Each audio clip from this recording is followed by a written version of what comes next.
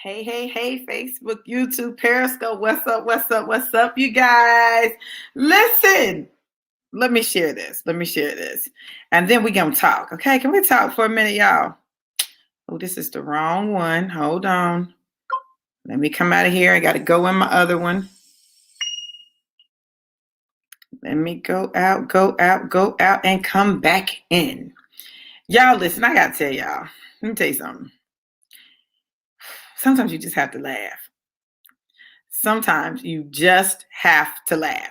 Hold on, y'all. I'm getting ready to listen. Let me just put this over here on my other page because I need to have a conversation with y'all. And y'all, yeah, it's gonna be a little serious. It's gonna be a little serious.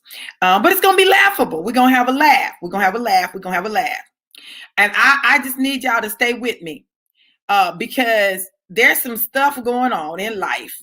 I don't know about y'all's life, but I know there's some stuff going on in my life where I just have to laugh, right? Like the only way that I can deal with it is through laughter. Like it's like you just be like, you just gotta laugh. So hey, good morning, good morning. Hey, Alita, what's going on, Artesia? How are you, beautiful? So listen, y'all, let me share this to these groups real quick, and then we're going to go on and get started because there's a word in the house today. Okay, so listen. Y'all know, or maybe you don't know, but I did stand-up comedy. I used to do stand-up comedy.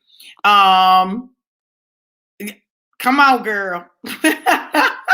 Listen, I used to do stand-up comedy. So let me tell you when I did stand-up comedy. It was during the time I was working on my doctorate. And, I'd always wanted to do stand-up comedy. I think I'm a little funny. I think I got some jokes or whatever. And so, I had the opportunity to do some stand-up comedy. I met D.L. Hughley. I had a conversation with him about my desire to do comedy. And he, when I tell you he joned me about my wedding ring, I was like, see, this is why I'm divorcing this nigga right now because this is a chip. He called it a chip. He said, a chip on your finger. I said, oh, I was thinking the same thing, but I didn't want to say it. So anyway, listen. So anyway, he was talking about the chip or whatever. And so we laugh and we cracking jokes and stuff. And so this is during the time of Comic View. Remember when Comic View first came out? Hey, Sonia, how are you, beautiful? When Comic View first came out, they were going around the country having competitions, right? So I was in Lexington, Kentucky, working on my doctorate, and I decided I was going to participate. I was going to do this, and I did it, right? So I'm thinking, I'm funny, right? I'm funny, right? So I did that, and in the midst of all of that, I ended up leaving my husband that bought me the chip. Did he buy it or did I pay for it? I can't remember, but regardless, it was a chip. So anyway, so I end up in a place where we're not together, and I meet this guy, right? I meet this guy who would subsequently go on to be my ex-boyfriend. He would be the one that I didn't marry, right? That's the one I didn't marry. That's his title, the one I didn't marry. I have 5 husbands, and they all have numbers 1, 2, 3, 4, 5, and then the one I didn't marry, and 3 and 5 are the same. So that's 5th, 3rd, like the bank, right? Okay. And the one I didn't marry, right? And so I remember we had just gone through something, and he had cheated on me, and he had cheated on me with somebody. And so I was going and I was doing a set. It was open mic night, I think it was. And so I had some liquid courage, and I got up there and I was talking, and I talked so much trash. Like when I tell you it was absolutely hilarious, it was hilarious. I was talking about that girl. I was talking about her so bad. Listen, and I was, but sometimes you just gotta laugh. You gotta laugh to justify and get beyond what's going on. So listen, this is what I was sitting here thinking about. So I was watching some comedy, and I was thinking about this because we just did this whole interview talking about our relationship and what we went through and him cheating and all of that. And so, and if you guys didn't hear it, I promise you, go back and listen. It is hilarious, but it's also serious, right? But sometimes you just gotta laugh. So I was thinking about it, and I was thinking, because this is what I thought to myself at the time. Here I am, I'm getting my PhD, I'm working on my dissertation, and he cheated on me, right? He cheated on me, and he cheated on me with someone that he was helping do general math, college math. I said to myself, okay, let me just get this straight, right? You are cheating on me with somebody that you got to help do college math, and I'm helping you do statistics. What is wrong with this picture, right? Something is wrong with this picture. And you just have to laugh at that, right? Because that is the comedy that comes from life that allows you to deal with stuff that you really want to cry about. Like you really want to cry. Like you really want to cry. You're like, this nigga cheating on me with somebody. This. And you insert whichever expletive you choose to use. I think I used the H word. That was my word, the H word. And this H can't do college math. What is going on here, right? What is going on? So I began to think about my life, and I thought about all the times that I went through trying times or situations that were tough, and how the comedy in my head just would go off. Like I have to catch myself sometimes, because sometimes I'll have some stuff in my mind to say that it's in my head. It's real funny. It's real funny. Like, oh my God, it's so hilarious. But if I say it, people might be offended. They probably will be offended, but it's funny, right? And so in my head, I have this whole comedy show that I do throughout my life, throughout the day, like different things will be going on. And so, you know, I've been having conversations with people about this radio show that I did, right? And so there's some things that, you know, I said on the show that people were like, I can't believe you said that. Well, of course I said it because I'm hilarious, right? And I'm always going to say the stuff that's going to make people laugh, right? Now, does that mean it's not true? No, it doesn't. The funniest stuff in your life be the stuff that's true. It's not the lie. It's the stuff that's the truth, right? And so I just go through these moments where I just have to laugh. So all last week, I just was going through stuff. My nerves was bad. I was like this. My nerves was bad. Let me tell y'all why my nerves was bad. My nerves was bad was because, listen, I just had this conversation with my ex, right? We're doing a deep dive in our relationship, but we're doing it live, right? Well, it wasn't live. We recorded it. But it's this whole conversation about our relationship and the stuff that we went through in the relationship. And I was like, oh my God, I cannot believe that I went through all that, right? But I also couldn't believe that I still talk to him. I couldn't believe I still talk to him. But I'm glad that I do, right? And I'm going to tell you why. Sometimes it is the stuff that is the most traumatic in our life that provides us with our greatest points of growth. And sometimes that growth is so trying, like you got to laugh, because if you don't laugh, you're going to cry. And most of the time we feel like if we start crying, like it's going to be over, it's going to be done. We ain't going to be able to recover from the cry. And it's going to be an ugly cry. Listen, let me tell you something. When I dated that man, I had some ugly cries. I'm talking about snot and crying. And I was a G. See, this is the thing. I was a G. Like men didn't make me, I wasn't going out like that. You wasn't going to know. Like I was just rolling hard. Like I was rolling hard. And to this day, that's me. Like I roll like a G. People always tell me, you act so much like a man, right? Not that I'm gay or anything like that, but just my mindset is very different. It's not like most women's mindset have a very masculine approach to the world. Because I'd be like, F it and F you. I'm good. Right. So I was talking about something that happened in our relationship where he had come to declare his dying love. Y'all know how they do in the movies, right? They come to declare their dying love and all of that. And he came to declare his dying love. And I looked him in his face. Okay, listen, I know I'm not the only one who's ever done this. Okay, if you've ever done this, I want you to put it in the comments, right? You're at that point where a man has done you wrong. He's done you wrong, more than once, more than twice, multiple times. And he finally is at that point where he realizes he's losing you, right? And he's like, you know how men get. Men, y'all know how y'all get when y'all realize y'all getting ready to lose a good woman. She's a good woman and I shouldn't have done that to her. And now you want to repent and now you want to do the right stuff, right? So he had bought a ring and, you know, he came. And now this is the man that said that he was never getting married, right? Never getting married. I'm never getting married. I just want a baby, but I don't want no wife, right? And to this day, he got a baby and no wife. He said what he wanted and he got it, right? He was real clear about that, right? So listen. So he comes and he's declared his dying love. He's flown across the country. Oh man, he flew across the country. He decided he was going to surprise me. He flew across the country to declare his undying love. And he came to me and he said, listen, girl, showed up on my doorstep. Y'all just showed up on my doorstep. I said, what are you doing on my doorstep? Showed up on my doorstep. He came to declare his undying love. And I look at him in his face. And I think in my head, this is my moment. Oh, nigga, I'm finna get you now. Yeah, for every time you cheated on me, for every time I had to cry, for every time I suspected that something was going on, for every time that my prophetic tentacles rose up and I didn't even know I was a prophet, but I said, this nigga's doing something he ain't supposed to be doing. I feel it in my spirit. And I called you and you said, what's wrong with you? You paranoid. I was not paranoid. I was a prophet, right? And so now looking back, I'm like, okay, but then there's that moment. I'm in that moment. Okay, y'all, I want you to picture it. He's come to declare his undying love. He's got the ring. Like he's made this decision that, he's getting his woman back. I'm coming to get my woman. And I look him in the face with a straight face. And I say, I'm with somebody else. He was like, well, I don't care that you're with somebody else. I love you. I want to spend the rest of my life with you. And he's going on and he's pouring his heart out. Y'all, pouring his heart out. Women, this is why we got to be careful. But he's pouring his heart out. And I look at him as he's pouring his heart out. All I can think is, for all the times that you broke my heart, for all the times, yeah. This is going to be for all those times.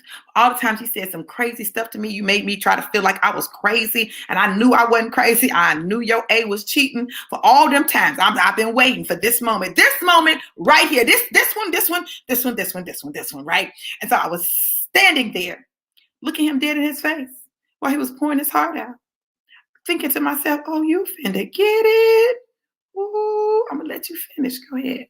Keep pouring. And I'm listening. And he's pouring, and I'm listening, and he's pouring, and I'm listening, and he's pouring. And he said, well, I know you can't love him. I said, I love him. And he said, well, no, but I know you don't love him like you love me. I love him. I'm madly in love with him.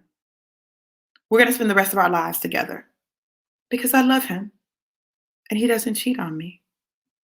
And in that moment, he was crushed. Now listen, inside, I was like, got him. But did I really? Or did I get me? See, sometimes you just got to look at yourself and say, that was some of the dumbest stuff I could have ever done. What in the world? Now, I knew I loved this man. I knew I wanted to spend my life with this man. I knew that this man was the man that I just was madly, passionately in love with, and I really wanted him. But I think I had to make a decision because I was not going to be one of 2, 4, or 6. I was not doing that. I was not doing that no more. I was like, I'm done. Listen, you can't make a decision. Let me help you. I'm going to make a decision. I'm out. Deuces, she can have you. All this, I don't know what I want. I love both of y'all. Da, da, da, da, da. Well, you're going to have to just love her because I'm finna be gone. Okay, because I'm not doing that, right?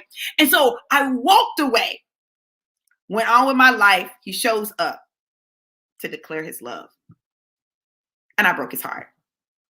Now listen, now I know y'all saying, well, why did she say that this is called sometimes you just have to laugh at how stupid you be. At the stuff that you do that you think makes sense, right? In your mind, it makes sense in the moment. But then you look back on it and I was like, that's dumb. Just dumb. Let me give you another example. Lord. Listen, I don't know what it is or what it has been with me in relationships. But me in relationships we've not gotten along, right? We have not gotten along, right? So listen, Kimberly talking about what did I walk into, and then Regina talking about, hey sis, what did I walk in on? Like everybody's like, what is this, right? So listen, y'all, sometimes you just have to laugh at the decisions that you make, thinking it makes sense in the moment, but it's really dumb, just dumb, right? And you got to just laugh at it because this didn't make no sense, right? So I can remember this. See, with me, I was always good. Let me tell y'all something bad when it comes to academics, business, all of that stuff. I had that stuff on lock. It was that relationship piece that has been my Achilles heel. It was that was the piece that was my Achilles heel. That was the piece that I couldn't get right. That was the piece that, just didn't seem to flow. I couldn't get it together. Like, I don't know what it is, but I couldn't get it together. So listen,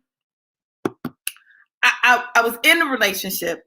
It was a marriage, right? I was married, and my husband, he was again making some decisions that were not good decisions. The decisions just weren't good. I was frustrated because there was no change. There was no change. And I was frustrated to the point where, like, why am I even alive? Why am I even here? My life is hell. I'm in purgatory. I don't want to live anymore. So I made the decision that I was going to die. Now, this was the second time that I'd made the decision that I was going to die, right? The first time I made the decision, it dealt with my ex, right? I was like, I'm just going to kill myself because he said something to me that just really devastated me, right? So I was just going to kill myself, right?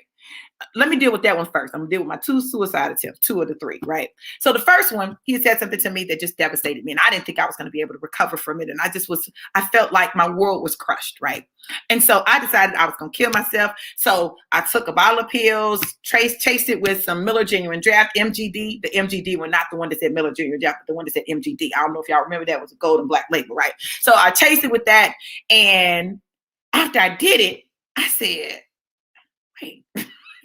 Because in my head, I said, oh, he gonna pay for this. Oh, he gonna pay. Oh, he gonna regret the day that he said that to me. He's gonna regret it. He's gonna remember it forever that this is what he did, right? And I had to think about that thing. I said, well, wait. I'm gonna be dead. I'm not gonna be able to benefit from it. I'm not gonna be able to see it. Like, it's gonna happen and I'm gonna be dead. What in the whole hell did I just do? This is stupid. This is dumb. What did I just do? And I realized I really didn't want to die. I really wanted him to understand that what he said impacted me. So instead of having the conversation where I say, what you said impacted me, I'm just going to kill myself. Oh, so dramatic. Y'all, listen, just so dramatic. But I've been through so much with him that I was just like, I can't take it anymore. I can't take it. I just don't want to live. Now, mind you, I'm in freaking Lincoln, Nebraska with no family. My 2 sons, right, who were, I think they were about 7 and 4, 8 and 5, something like that, right? So what they gonna do? They can't do nothing. They're in their bed sleep, right? And I decided I'm gonna kill myself. I said, what did I just do? So I had to call my friend and I had to tell him, listen, I just took some pills. Can you please come over here? Because I really don't want to die. And I had to unlock my door. Well, in the meantime, I had called him back, my ex back, and I told him, you're going to regret you ever said that to me. You're going to regret how you treated me. He was like, girl, what are you talking about? I was like, you'll just regret it. You'll regret it. Like, y'all, this stuff be sounding insane to you when you're in the middle of it, right? You're going to regret it. You're going to wish you never said that to me. I just wanted to call and say bye. So I get off the phone. He calls me back. And he's like, girl, what did you do? What did you do? Tell me you didn't take anything. I just wanted to tell you bye. But you're going to remember this. And you're going to regret it. Sometimes you just have to laugh. You just have to laugh to keep from crying. Absolutely, y'all. You have to laugh to keep from crying, but your life feels so overwhelming, like you do not know what to do or what to do with it. You are just like, oh my God, what is going on in my life, right? So the second time I tried to kill myself, again, connected to a relationship, it was my marriage this time. And so, some things were happening and it would not change and he would not change. And we had just had a major, major blowout, and it was around a holiday. And I was like, I can't do this anymore. Hey, y'all go visit your family, okay? And I decided I was going to stay home. And I made up in my mind that I was going to kill myself that day. I was going to kill myself. I'm just going to die, right? But I could not kill myself and have the funeral home do my hair. Listen to me, y'all. Sometimes you just got to I said, I can't kill myself and have the funeral home do my hair because I don't like the way they do hair. I don't want them to do my makeup. I don't like the way they do makeup. So what I did was I shampooed my hair, I styled it, I put my makeup on, and I laid down to die, right? I laid down to die, and this is how I did. I laid down like this, like I'm laying in the casket. Y'all, listen to me. This is the foolish stuff we do. And the next morning, I woke up thinking to myself, I can't even die right. I can't even die. All I want to do is die, and I can't even die right. I wake up. I did my hair, did my makeup. I woke up still laying there just like that, laid there perfectly still. I don't think I've ever laid perfectly still in my life when I was asleep. But that night, I laid perfectly still like I was in the casket. And my family didn't come home that night. They didn't come home. So they didn't come home till the next morning. I'm laying there. I wake up. Hair did, makeup did, laying there. Still didn't die. Like, God, what is this? What is this? Sometimes you just have to laugh because you're like, that's the stupidest thing ever. Now think about this. Now I know, right, that when you die, they got to drain the blood out of you. So they got to do your makeup, right? I mean, your hair begins to change because you're no longer alive, and they're going to have to do your hair over because once you die, your hair is not going to stay the way it was. And y'all, listen, I'm like, oh my God, listen, the stupidest stuff, right? Just dumb. As intelligent as I am, I've done some dumb stuff. Dumb. Capital D-U-M-B, dumb, with an exclamation mark. And so this morning I was thinking about it. Just thinking about my life, thinking about relationships, thinking about the role that relationships have played in my life, right? It has been my Achilles heel, right? So if something is your Achilles heel, do you think that you're going to stop dealing with it until you've dealt with it? Do you think that you're going to stop having issues in that area or being challenged in their area until you figure that out? Like, you're not. You have to figure it out. You have to figure it out. So this morning, I was on trading. You know, I trade in the mornings at 5 o'clock, which is already early, but y'all know I'm up like that, right? And so one of the young ladies, she said, Dr. Fee, you look tired. Girl, listen, let me tell you why I'm tired. God, I'm tired. I'm not even tired. I'm tired, right? So let me tell you why I'm tired. Because I am in a place where God has me dealing with my Achilles heel. I got to deal with it. I got to face it, and I got to deal with it. And I got to deal with it in a way that is very real, very genuine, very authentic, and not dumb. Okay?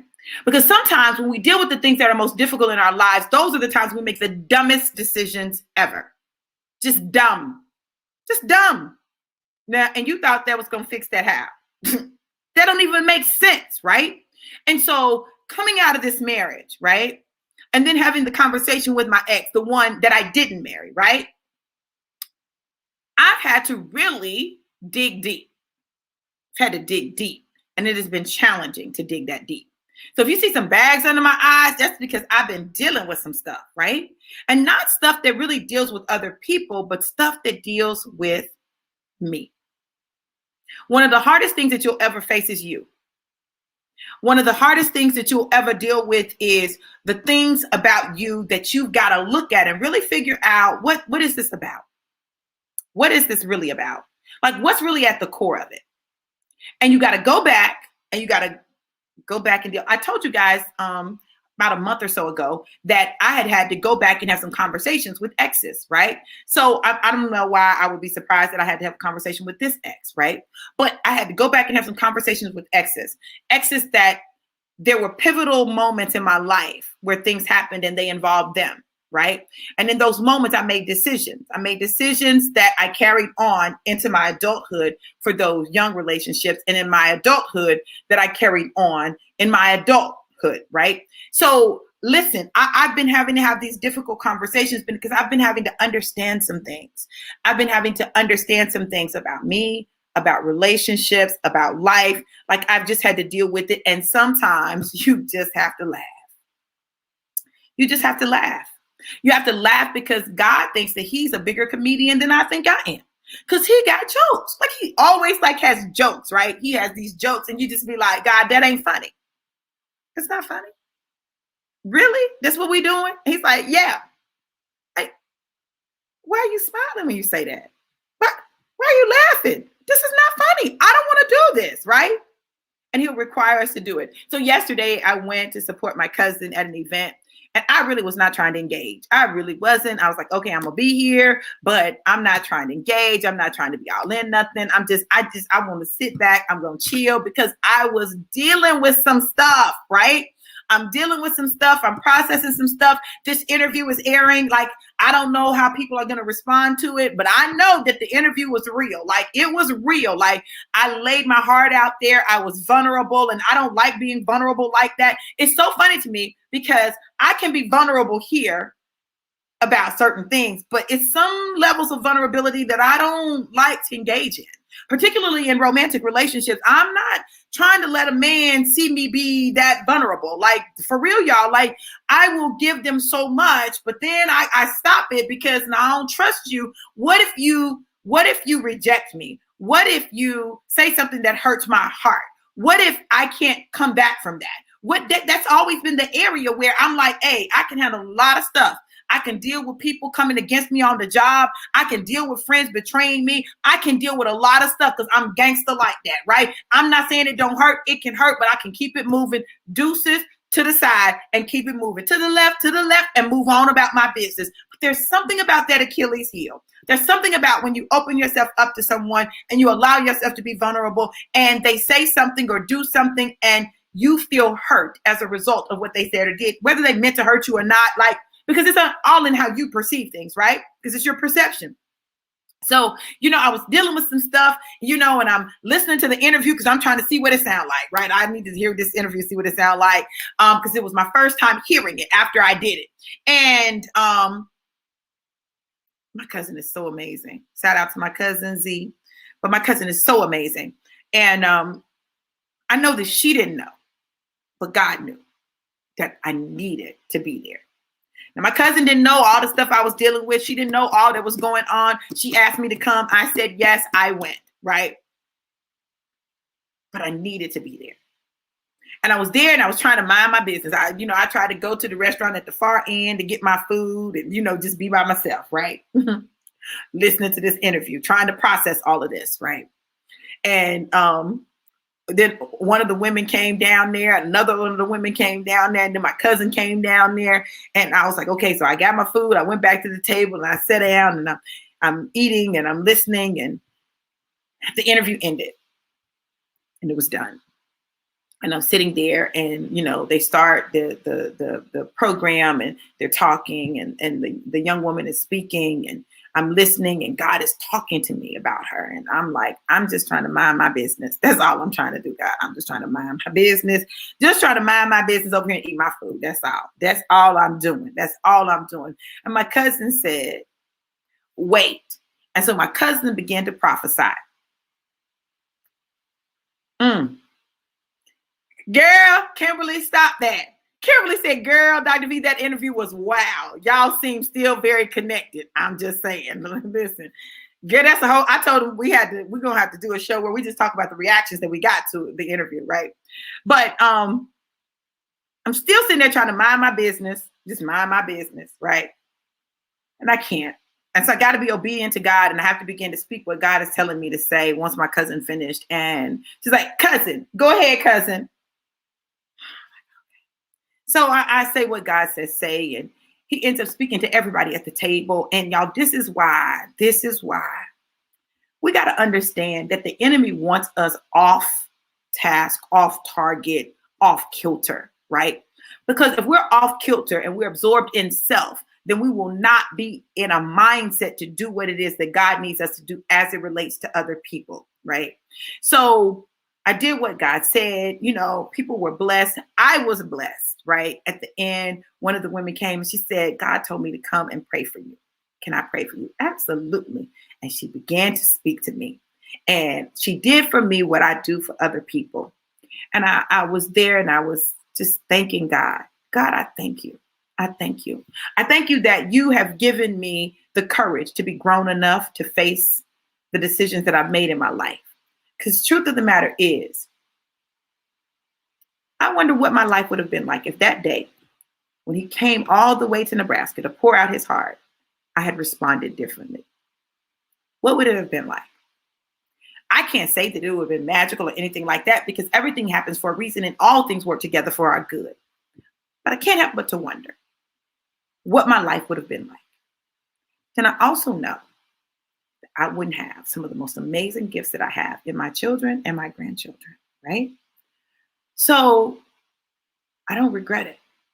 I regret how I handled him, because I really handled him to prove a point and to get revenge. That's really what was going on. That was not coming out of love. It was coming out of anger.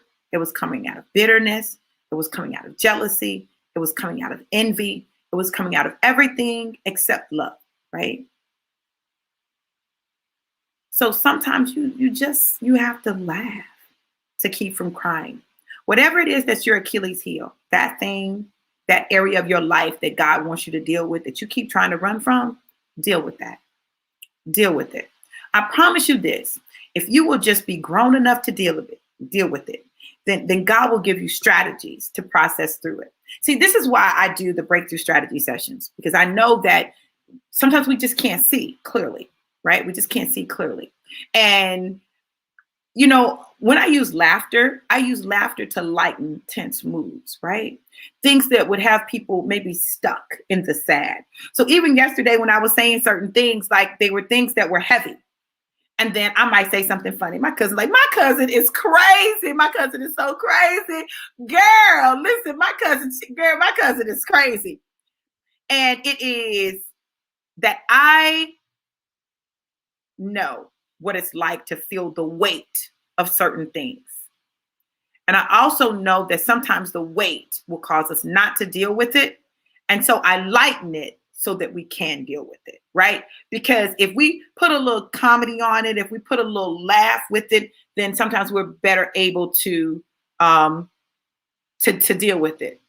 Yes, you can still hear the interview.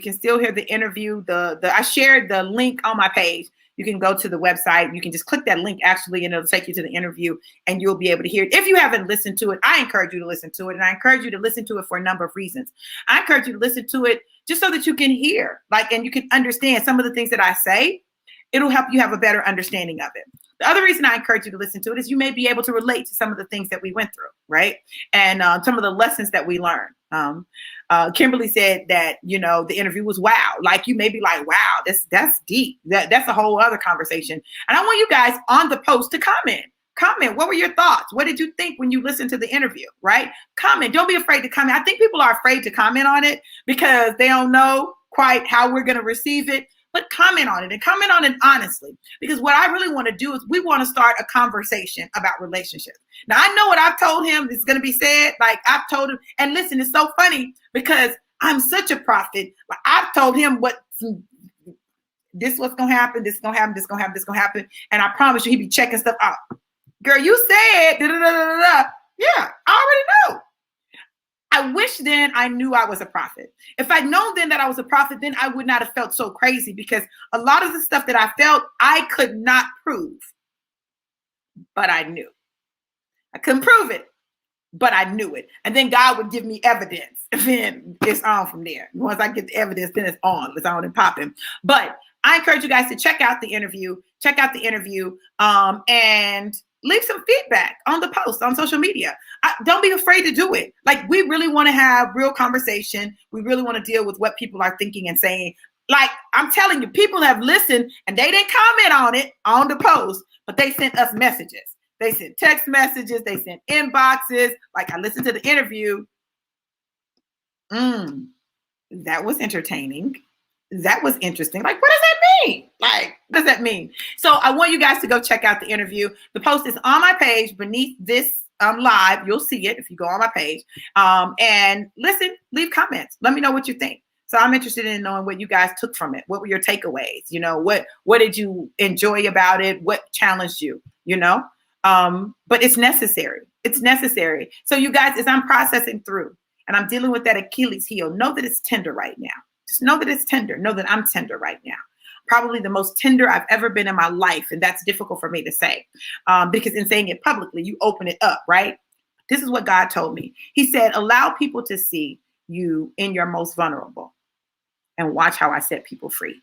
Because people think when they see me that, I always have it all together, et cetera, et cetera, et cetera. But I'm going to tell you guys something. This is a season where God is requiring a level of vulnerability that we're uncomfortable with, because it is then that we can get to the crux of the matter. It's then that we can operate in true love. It's then that we can flow like we've never flown before. And I promise you this. I promise you that if you will allow God to just deal with that tender area. It will heal. Achilles heel, look, the Achilles heel, right? It will heal, no pun intended. It will heal, and the skin would get thicker, and it'll toughen up, and you'll be able to continue to walk out your journey. But don't think you're going to do it without dealing with that Achilles. You're not. You got to do it. So I'm super excited to hear you guys' feedback about the interview. I have no other way to be but authentic and real, and he's taking it to a whole nother level because there's some things that he wants to do for me. And that's the thing that I keep telling myself. There are things that God wants to do for me that requires me to deal with this and process through it. So today, process through whatever you need to. And know that sometimes you just have to laugh because some of the stuff we do is just dumb. It's dumb, stupid, but deal with it and watch how God blesses you.